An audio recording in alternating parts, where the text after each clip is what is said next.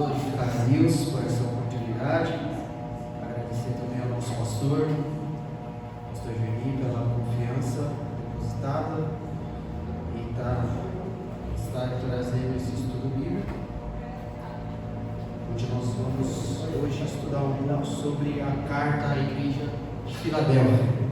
Abra sua Bíblia, por gentileza, livro do Apocalipse.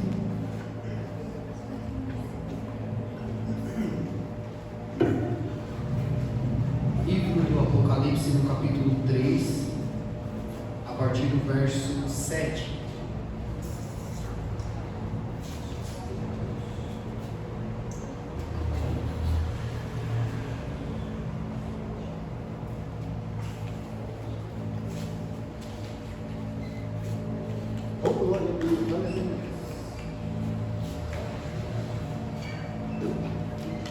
Amém? Todos acharam? Amém? Assim diz o texto sagrado. E ao anjo da igreja que está em Filadélfia, escreve: isto diz o que é santo, o que é verdadeiro, o que tem a chave de Davi, o que abre e ninguém fecha, e o que fecha e ninguém abre. Eu sei as tuas obras.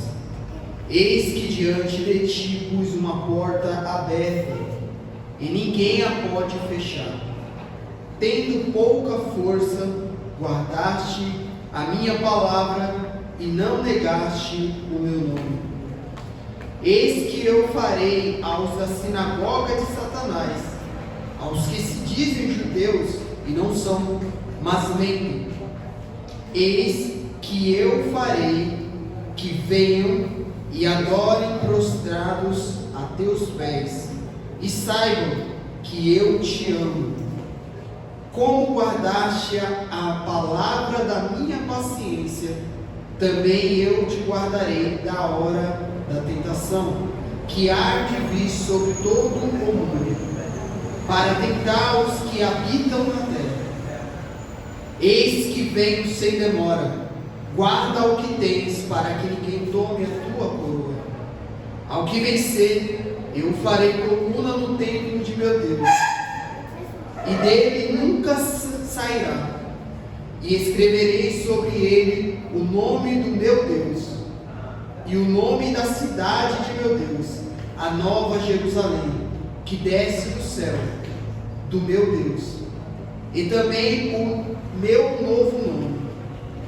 Quem tem ouvidos, ouça o que o Espírito diz às igrejas. Amém. Meus irmãos, o livro do Apocalipse é um livro profético,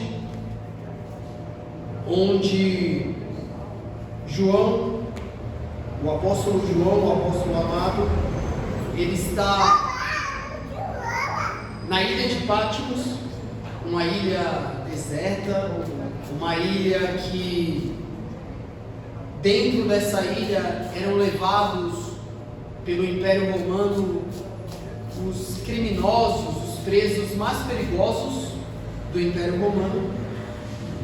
E o motivo do apóstolo João estar ali é porque o então imperador de Roma, Domiciano, por volta do ano 81 a 96 depois de Cristo, esse imperador, ele perseguia os cristãos, ele afligia o povo de Deus, a igreja de Deus.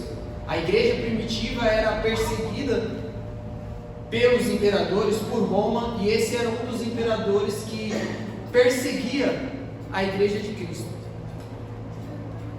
João, ele passa por alguns desafios durante a sua trajetória, e em determinados momentos ele tentam contra a vida de João.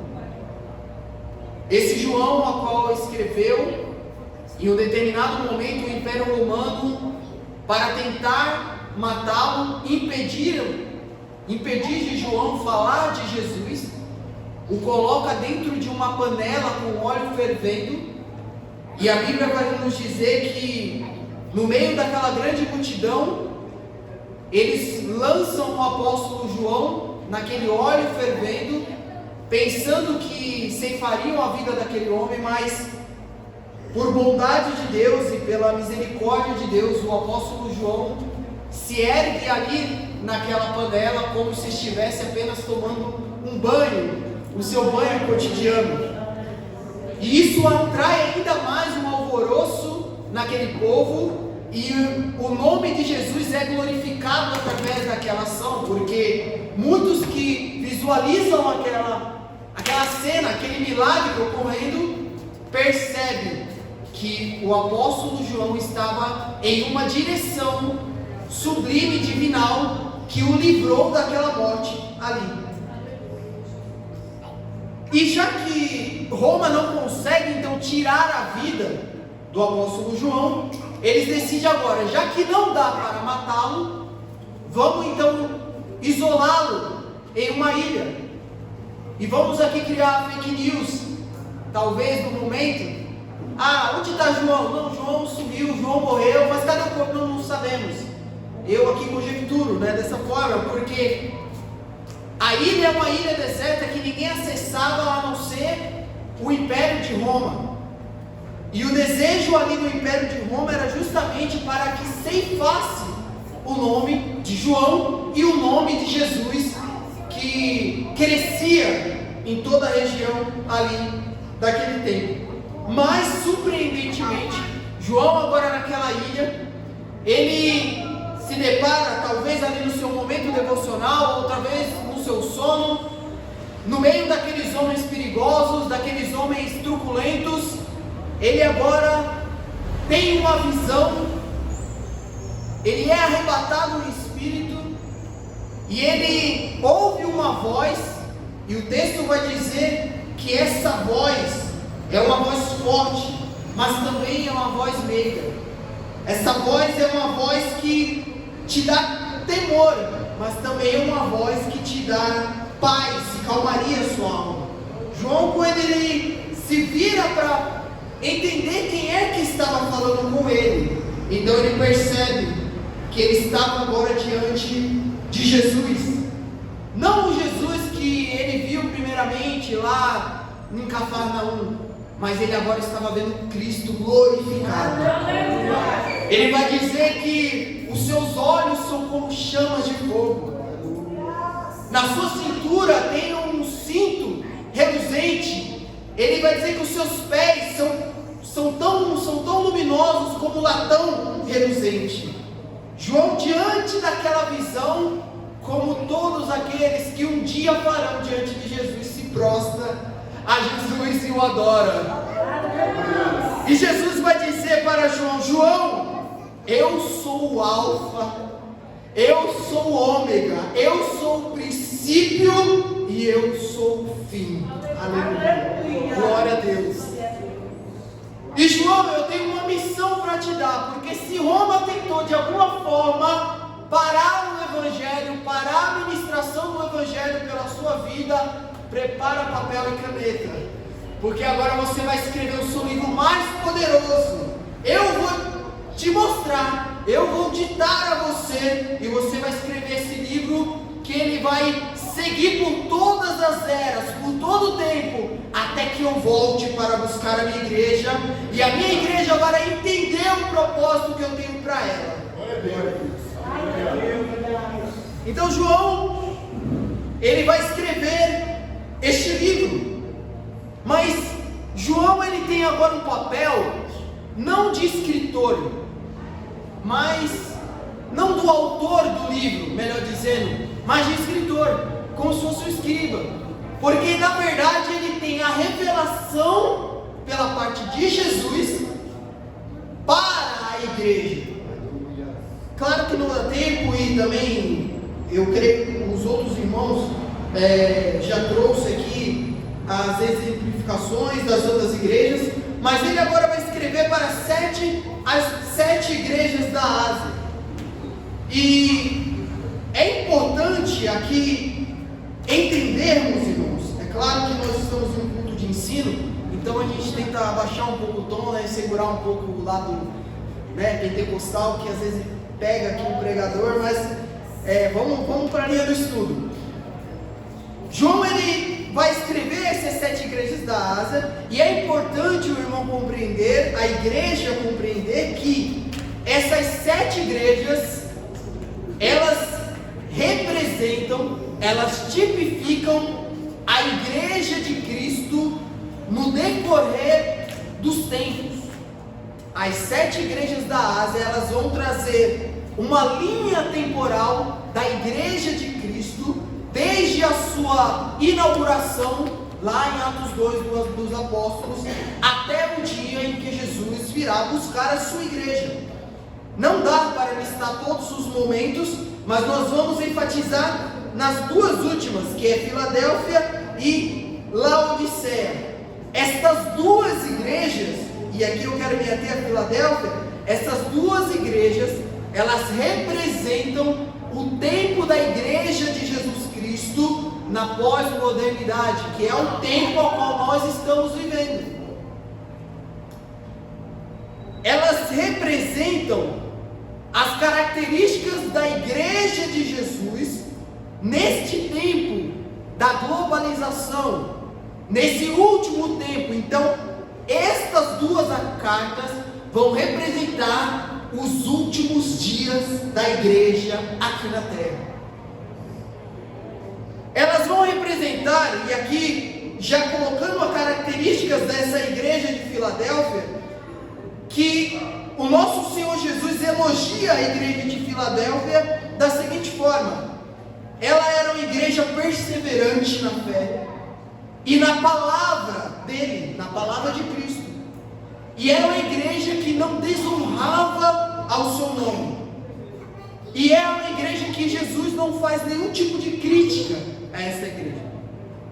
E a outra igreja que representa seria a igreja de Laodiceia, que os irmãos vão aprender mais na próxima semana sobre ela. Então, uma igreja perseverante na fé e na palavra de Jesus, e que honra o nome dele, mas também nesse tempo existe uma igreja como Laodiceia, que é uma igreja indiferente e é uma igreja morna.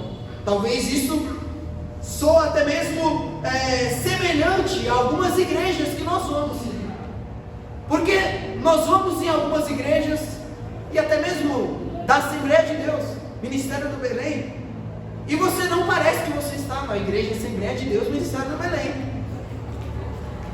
E aí você vai para um outro culto, numa outra igreja, talvez visitando, e o culto é totalmente diferente. Ali você sente a presença de Deus, você sente o amor fraternal entre os irmãos. O que é isso? É exatamente isso que está escrito aqui. É se cumprindo as características dessas 2 igrejas na igreja em que nós vivemos. Existe uma igreja que está perseverante na palavra de Deus, mas existe uma igreja também que está morna, que está indiferente com a palavra de Deus, que está indiferente com a fé em Jesus Cristo, que desonra o nome de Jesus.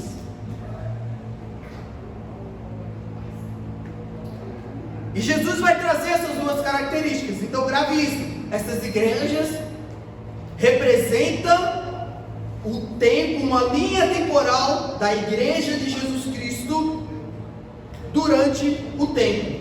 Mas o que é interessante também aqui trazer como característica é a forma que Jesus vai falar a esta igreja. Para cada igreja, Jesus ele usa o que ele muito usava na sua trajetória aqui na terra, de trazer uma história ou trazer um exemplo para trazer ali uma lição de vida, ou que facilitasse a compreensão da multidão para o que ele queria ensinar ao povo.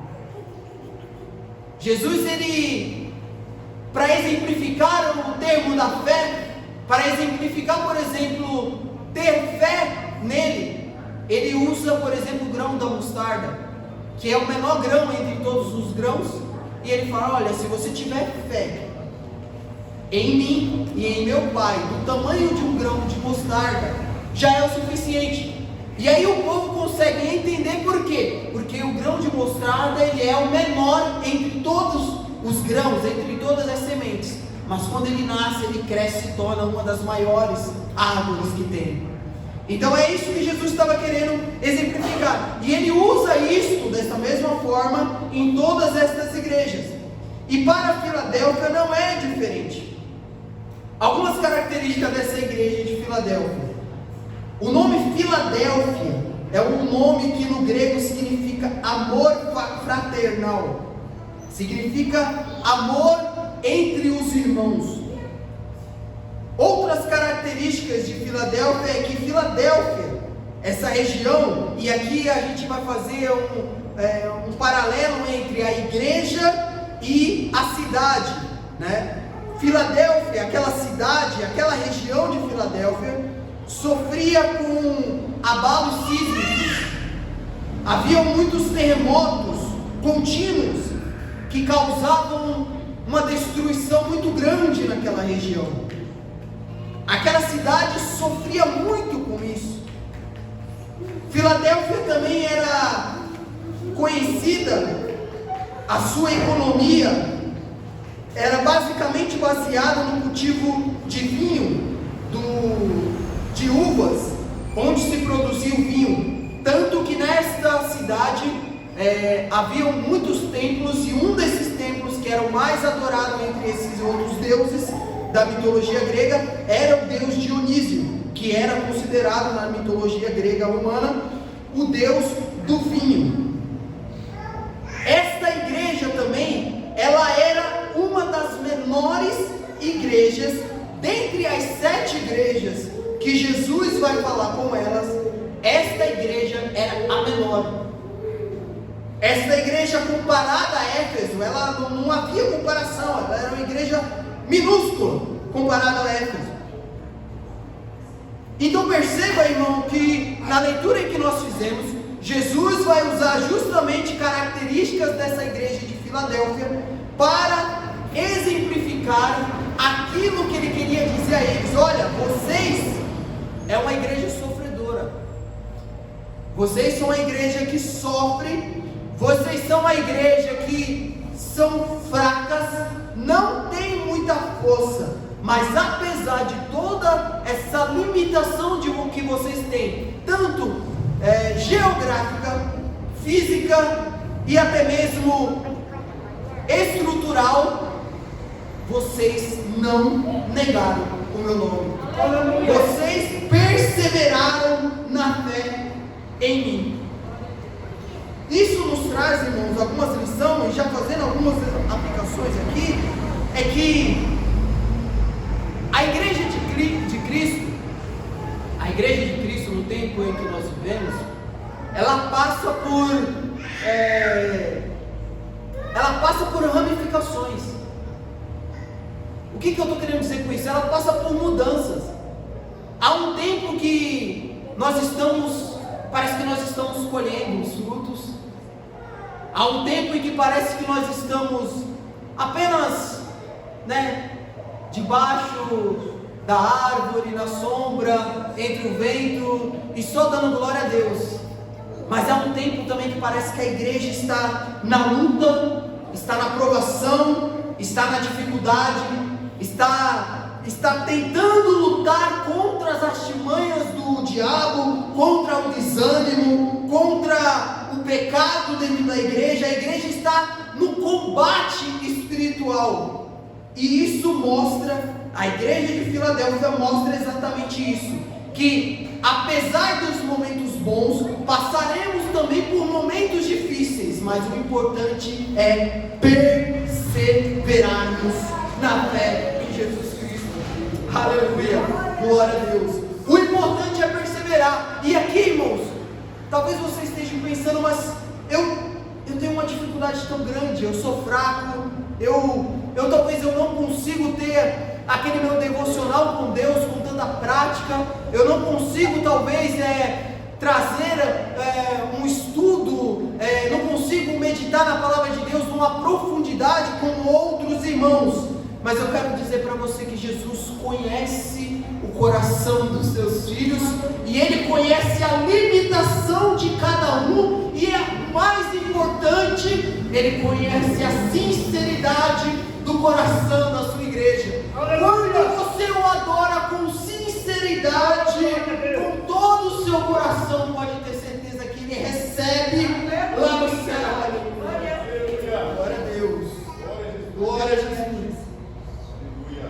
E é isso que importa, porque às vezes nós estamos vivendo um tempo em que a aparência é mais importante.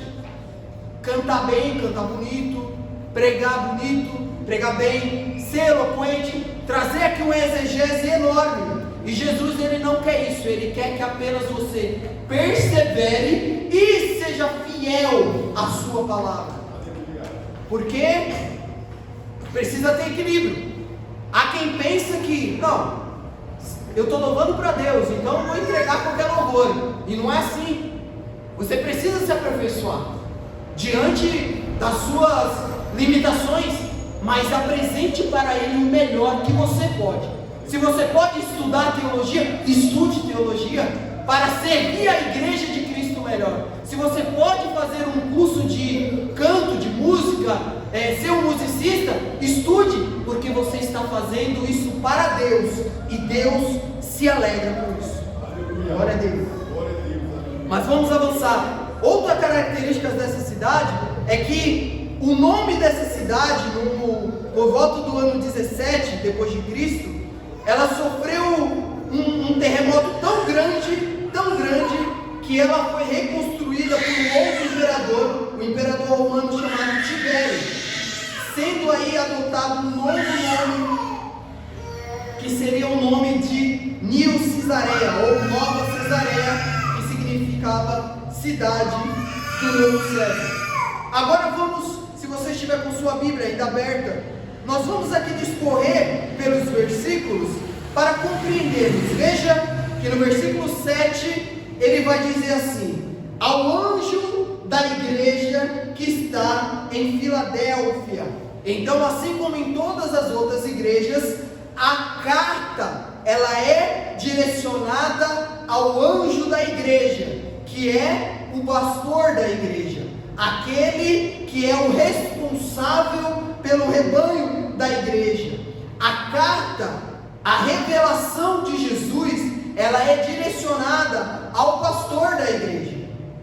Isso aqui traz uma importância muito grande, irmãos, porque talvez no ministério do Belém, na nossa igreja, que é uma igreja muito consolidada, talvez isso não tenha, mas nós verificamos algumas coisas, principalmente na internet, uma desordem muito grande quando se trata de revelação, porque todo mundo revela, todo mundo viu Jesus, todo mundo ouviu Jesus, na verdade, todo mundo, não, eu tenho algo de Deus para falar para você e tal, e é uma desordem ali, que aqui tem pecado, aqui tem isso. Entenda que Deus não revelará nada à membresia sem antes revelar ao líder da igreja, sendo que este esteja na direção de Deus. Porque existem casos em que o anjo da igreja está fora da direção de Deus, e Deus usa homens e mulheres de Deus para o repreendê-lo. Isso é bíblico, nós vemos isso na Bíblia. Mas sempre quando Deus quiser, quando Jesus quiser falar algo para a sua igreja, e o anjo da igreja estiver na direção dele, ele revelará isto ao anjo da igreja. E ele vai dizer assim, ó: isto diz o que é santo, aleluia, e o que é verdadeiro. Por que Jesus? Olha a ênfase de Jesus. Quem está dizendo isso? Jesus está dizendo para a igreja de Filadélfia. Quem está dizendo isso para vocês, ou quem vai falar com vocês agora, é o que é santo, é o que é verdadeiro. Aleluia. Ele está falando isso por quê? Porque, como eu disse, naquela cidade haviam muitos templos. cultura helenística, a cultura grega permeava naquela região. E existem alguns estudiosos até defendem a tese que a idolatria que havia em Sardes, que os irmãos aprenderam na semana passada, a idolatria que havia em Sardes, por ser a cidade mais próxima, eles tentavam de muitas formas influenciar esta igreja de Filadélfia. Então alguns, porque nessa igreja tinha também, aqui, nessa igreja de Filadélfia tinha também, nós vamos ver mais para frente, alguns que tentavam, que eram fracos e até mesmo titubeavam entre os outros deuses ali do Império Grego. Então, para não causar confusão e para mostrar a autoridade daquele que estava falando, ele fala: quem fala com você é Jesus, o que é santo e o que é verdadeiro. E ele vai falar mais, mostrando aqui a segunda característica, que é a autoridade, o que é santo, o que é verdadeiro e o que tem a chave de Davi. O que significa isso, chave de Davi? Jesus estava deixando claro aqui, primeiro, a autoridade que ele tem, que ele é Rei dos Reis e Senhor dos Senhores. Ele estava mostrando a sua linhagem real como filho de Davi, como o Messias prometido, desde a fundação dos séculos, desde o início de tudo, desde toda a linhagem real, a qual foi prometida pelos outros profetas. Ele estava exemplificando: eu sou aquele que tem a chave de Davi. E ele vai dizer mais: eu sou aquele que abre e ninguém fecha, e aquele que fecha e ninguém abre. Isso aqui, irmãos, me trouxe um pensamento importante, que existem algumas portas que se abrem para nós. Deus, Jesus, Ele abre portas para nós, mas existem portas que Jesus também fecha. E tem uma coisa: a porta que Ele fecha não adianta insistir, porque não vai abrir. Sabe o que Jesus está querendo dizer para você, para a igreja de Filadélfia, para a igreja dos tempos de hoje? Existem oportunidades que vão se abrir para nós, mas existem oportunidades que também não vão abrir, porque eu quero te livrar de algumas coisas. Não vai ser bom para nós.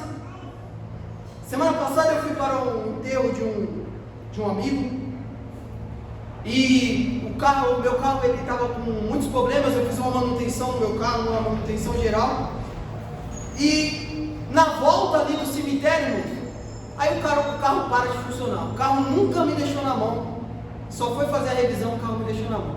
Irmãos, um calor, de terno e gravata, com a irmã Neuzite e o pastor Miguel do lado, e aquele calor, e a demora para chegar um guincho, e eu ficava: meu Deus do céu, e a fome, e a sede, e os irmãos, imaginem, e aquela agonia, e aí eu falei algo assim comigo assim: Deus sabe de tudo, Deus sabe de tudo. Sabe quando parece que você fala as coisas por falar, para tentar até te acalmar mais? Fala assim: Deus sabe de tudo. Talvez Deus não está me dando um livramento lá na frente, né? A gente não fala isso?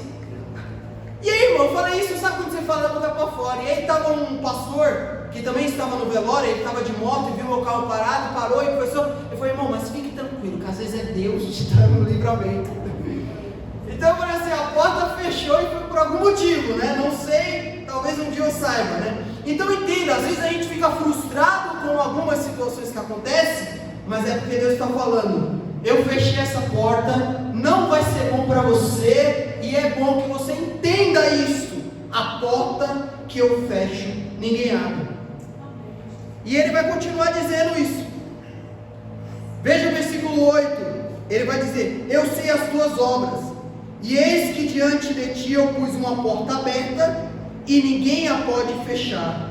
Tendo pouca força, guardaste a minha palavra, e não negaste o meu nome. Então Jesus está dizendo assim: Filadélfia, olha, eu estou querendo dizer, eu conheço vocês, eu sei que vocês são uma igreja pequena, vocês são uma igreja que tem pouca força, vocês são uma igreja que não tem tanta influência assim na região como as outras igrejas. Eu sei que vocês sofrem com as perseguições aí do império, eu sei que vocês sofrem com as tribulações e com as práticas do helenismo que tentam aí distorcer a minha palavra. Eu sei que vocês sofrem com problemas geográficos, como eu falei, com os terremotos, com a miséria, com a destruição, e vocês têm pouca força, mas vocês, apesar de tudo isso, permanecem fiel na minha palavra. Isso é importante, irmãos, para entender que a palavra de Deus, ela é a coisa mais importante dentro da igreja de Cristo. A palavra de Deus, ela é primazia. E aí tem quem tenta distorcer e tenta, não, mas isso aqui está muito antigo, isso aqui a gente pode remodelar, precisa ser reescrita. Não, a palavra, ela tem que ser guardada. A palavra de Cristo, ela permanece a mesma, ontem, hoje e eternamente. E a igreja de Jesus nos tempos de hoje está sofrendo com a falta da palavra de Deus, porque a igreja que não tem a palavra de Deus é uma igreja doente. A igreja que não tem a palavra de Deus é uma igreja pecaminosa. A igreja que não tem a palavra de Deus é uma igreja que não consegue perseverar na fé em Jesus. A igreja que não tem a palavra de Deus abre as portas para Satanás. Meu Deus. E aí o diabo está dentro da igreja e está assim. E aí sabe o que acontece? Acontece o que está no versículo 9: eis que farei-os da sinagoga de Satanás aos que dizem judeus e não são, mas mentem. Então dentro daquela igreja, perceba isso, irmãos, dentro daquela igreja que era perseverante, naquela igreja que lutava para perseverar na palavra de Jesus, mesmo tendo pouca força, havia uma sinagoga de Satanás aqui no meio. E sabe o que quer dizer isso? Essas sinagogas?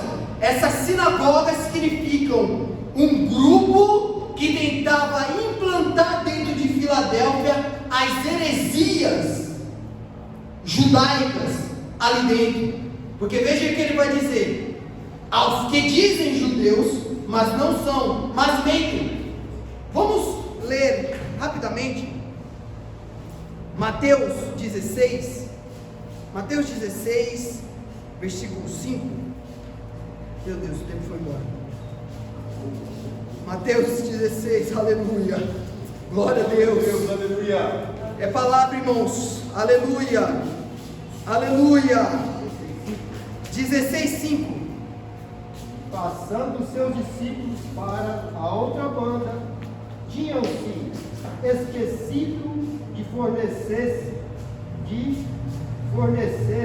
de pão. Pode continuar. Mas, Sim, e Jesus disse-lhe: adverti e acautelai-vos do fermento dos fariseus e saduceus. Aleluia. Glória a Deus. Versículo 12, pastor, por gentileza. Então compreenderam que não dissera que se guardassem do fermento do pão, mas da doutrina dos fariseus. Aleluia. Jesus estava assim em um momento e os discípulos perceberam que necessitava comprar pão. Aí Jesus, vou usar isso aqui como exemplo. Precisa comprar pão, ó. Vocês vão comprar pão, mas vocês têm que tomar cuidado com o fermento dos fariseus. Aí eles não estavam entendendo. O que ele está querendo dizer? Ele está querendo dizer para não comprar pão dos fariseus, ele está querendo dizer, mas como assim? Como que eu...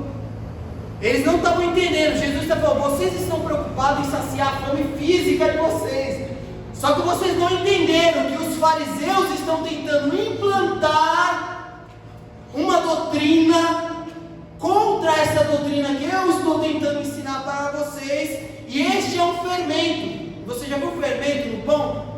Fermento no bolo? Você coloca lá, tal, daqui a pouco, se você não dosar direitinho, ele extrapola, passa. Era o que Jesus estava querendo dizer. Era esta mesma seita, era este mesmo fermento dos fariseus que estava tentando ser implantada em Filadélfia, que era contra os ensinamentos de Jesus. E isso é uma lição, porque enquanto eu estou ministrando a palavra de Deus, e eu já falei isso aqui outras vezes, a igreja precisa estar atenta, irmãos. Enquanto o irmão estiver aqui trazendo a oratória e a ministração da palavra, a igreja precisa estar atenta. Peraí, o que ele falou? Onde que ele escreveu? Onde ele leu? Peraí, onde ele leu? Qual o contexto? Peraí, isso aqui não está escrito, vou anotar isso aqui, vou estudar isso aqui. A igreja precisa ter preocupação em compreender a palavra de Deus, porque quando se compreende a palavra de Deus, você sabe o que aplicar. E quando você sabe o que aplicar na sua vida, é aí que o Espírito Santo trabalha na nossa vida. Porque o Espírito Santo, ele trabalha com o seu entendimento. Quando você compreende o que Jesus está falando para a igreja, o Espírito Santo trabalha na nossa vida. E aí você começa a aprender a ser um crente fiel. Aleluia. A igreja precisa tomar cuidado contra as heresias e contra os ensinamentos falsos. Irmãos, vou avançar aqui e vou exemplificar isso novamente. Versículo 10: como guardaste a palavra da minha paciência, também te guardarei na hora da tentação que há de vir por todo mundo, para tentar os que habitam na terra. Segundo os estudiosos, a partir do versículo 10 aqui, nós entramos já na era escatológica, ou no tempo escatológico da igreja de Cristo. Jesus estava falando, a minha igreja, exemplificada por vocês, Filadélfia, de fidelidade, de perseverança, de mantedores da palavra de Deus, aqueles que guardaram a minha palavra, eu os livrarei da hora da tentação. E segundo os estudiosos, esta hora da tentação está ligada com o tempo da grande tribulação que há de vir nos últimos dias. A grande tribulação que virá. Por quê? Porque a igreja de Cristo não passará pela grande tribulação. A igreja de Cristo subirá ao céu, será arrebatada. A igreja de Cristo estará com Ele, estará com Cristo na glória. E aí virá a grande tribulação. E por que eu estou falando isso, já trazendo o assunto sobre os falsos ensinamentos?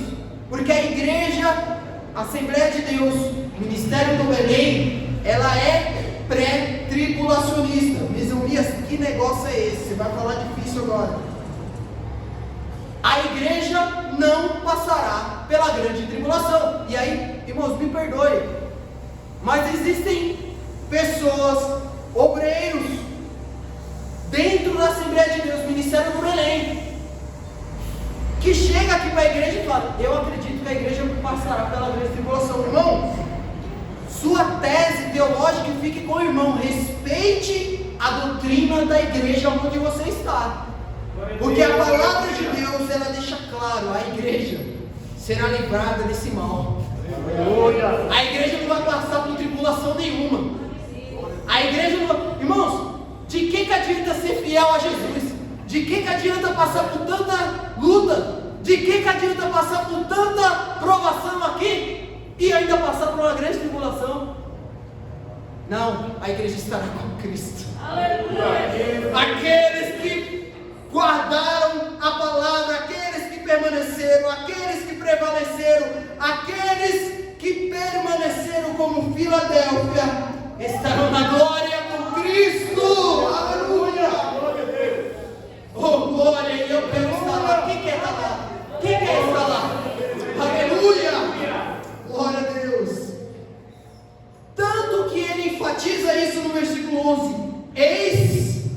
veio sem demora. Guarda o que você tem para que ninguém tome a sua coroa. Aleluia. Aleluia. O que ele está querendo dizer aqui? Guarda o que você tem, porque todas as nações, todas as pessoas passarão pelo tribunal de Cristo. Aleluia. Todas. Seja para ser recompensado, ou seja para o juízo. Irmão Mesamias, isso está escrito aonde? 2 Coríntios capítulo 5, versículo 10. Vamos ler. Aleluia, glória a Deus. Oh, aleluia. Segunda carta que o apóstolo Paulo escreveu aos Coríntios, no capítulo 5, o versículo 10, ele vai dizer assim: porque todos devemos comparecer ante o tribunal de Cristo, para que cada um receba segundo o que tiver feito por meio do corpo. Então ele está querendo dizer assim, ó: vocês comparecerão no tribunal de Cristo para receber cada um segundo o que tiver feito no corpo, irmão. Está falando dessa vida aqui terrena. Está falando de tudo que você plantou, tudo que você fez aqui, tudo que a igreja de Cristo fez aqui, apresentará diante de Deus naquele dia, ou bem ou mal. E a igreja de Filadélfia, para a igreja que é fiel, para a igreja que não é a igreja morna, a igreja diferente como Laodiceia, mas a igreja que permaneceu fiel, sabe o que espera por ela? Uma coroa. Uma coroa. Ele está falando assim, ó: permaneça fiel nessa fé, permaneçam da forma que vocês estão, para que ninguém tome a sua coroa. Aleluia. E aquele que vencer, eu farei como coluna no templo de meu Deus. Eu vou correr aqui porque o tempo já foi. No templo de meu Deus, e dele nunca sairá, e escreverei sobre ele o nome de meu Deus, e o nome da cidade do meu Deus, a nova Jerusalém, que desce do céu, do meu Deus, e também no meu novo nome. Então veja que Jesus está falando aqui. Eles têm uma porta, Jesus fala de chave, e agora Jesus vai falar de coluna. Jesus vai falar: vocês são a coluna. O que Jesus está querendo dizer? Olha, Filadélfia, vocês sofrem, a cidade de vocês sofre com terremoto. Aleluia. Vocês sofrem com as estruturas de vocês. Vocês sofrem com as construções, porque vocês constroem, vem terremoto, destrói. Aleluia. Vocês sofrem com uma destruição, mas vocês, naquele dia, serão coluna no templo do meu Deus. Glória a Deus, aleluia. Vocês serão a base. Aleluia. Oh, glória a Deus. E Aleluia. esta base não tem terremoto que abale. Glória a Jesus. Dele nunca sairá. Aleluia. Permanecerá firme. É claro que eu estou aqui tipificando, porque não haverá um tempo. Aqui o sentido é espiritual, para que os irmãos compreendam. A igreja de Cristo, eu vou aqui exemplificar a igreja do Cocaiaú. Se usar o exemplo da igreja de Filadélfia, Aleluia. oh Senhor Jesus, Glória a Deus. oh, aleluia. Se a igreja do Cocaiaú, na sua pouca força, Aleluia, Jesus. Glória a Deus. se perseverar na fé em Cristo e na palavra e na doutrina e contra os ensinos dos que se dizem ser de Cristo, mas não são, e permanecerem firmes, naquele dia nós seremos coluna, nós seremos base, nós seremos alicerce. A igreja de Cristo será coluna do templo de adoração a Deus. Aleluia. Aleluia. E o tempo foi embora. E ele vai dizer, como ele como o nome daquela cidade também foi mudado, ele aqui coloca: a igreja receberá um novo nome. Aleluia. E esse nome estará escrito lá. Estará escrito lá o nome da igreja. O nome daqueles que permaneceram fiel estará escrito. E esta é a palavra do Senhor. Oi, irmãos, me perdoe, eu tentei me segurar aqui, mas o Espírito Santo arde em meu coração. E eu queria convidar você, posso, pastor, meus irmãos, colocar de pé. Fique de pé, por gentileza. Glória a Deus.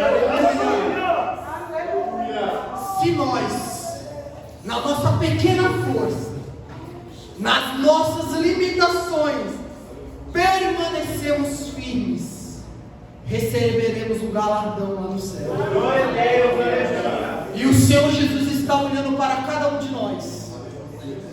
Jesus disse uma vez para as criancinhas, exemplificando assim: deixa-me vir os pequeninos. Jesus se agrada dos que são pequenos. Aleluia. Quem tem ouvidos, ouça o que o Espírito diz às igrejas. Eu quero fazer uma rápida oração.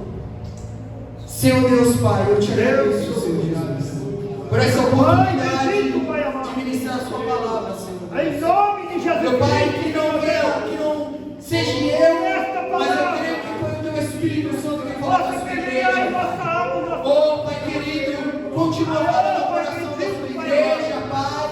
Ah, Pai querido, aguçando o entendimento dos seus irmãos ao desejo de buscar a tua palavra, Senhor. Quanto, Senhor Jesus, dos que estão aqui estão fracos, estão, Senhor, desanimados, estão com pouca força, mas ainda estão tentando permanecer firme diante da tua presença, Pai.